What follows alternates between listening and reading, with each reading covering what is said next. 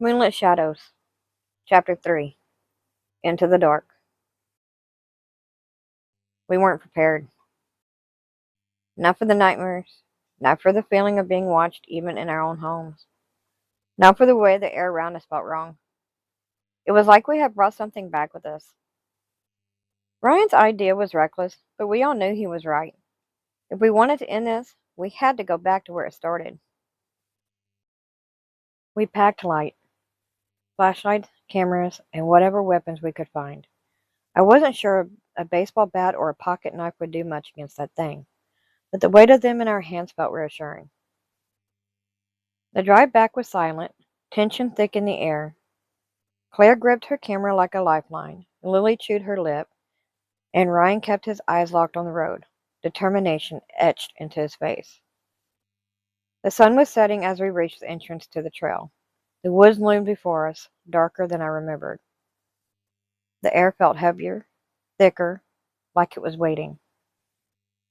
Lily hesitated at the edge of the trees. Last chance to turn around. No one moved. With a deep breath, we stepped into the shadows. The path was eerily quiet. No chirping crickets, no rustling leaves, just the sound of our footsteps on the dirt. Claire snapped a picture, the flash cutting through the darkness. We need to document everything, if something happens. Ryan cut her off. Nothing's going to happen.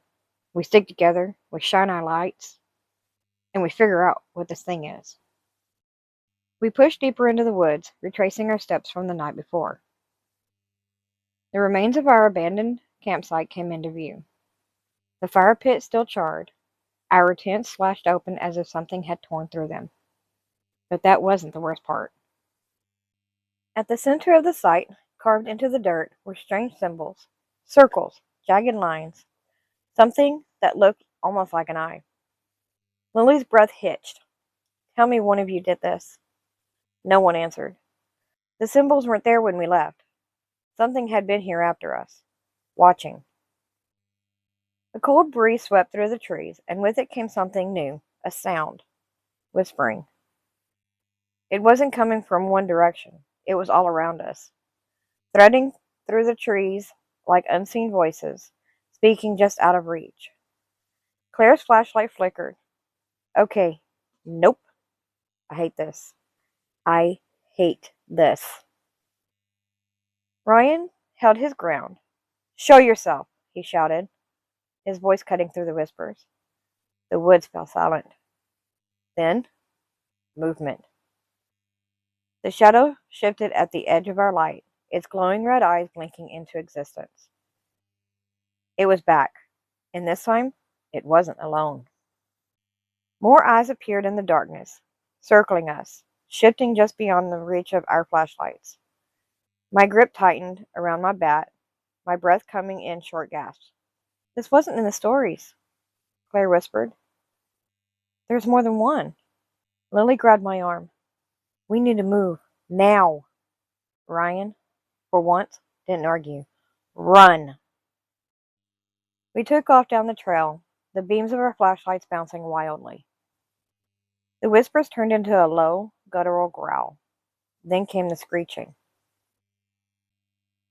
High-pitched, unnatural, like nails on metal, like something trying to claw its way inside our skulls. I stumbled, Claire yanking me forward just in time. We're not going to make it to the car, Lily cried. I spotted an old, half-collapsed cabin just off the path. There, inside!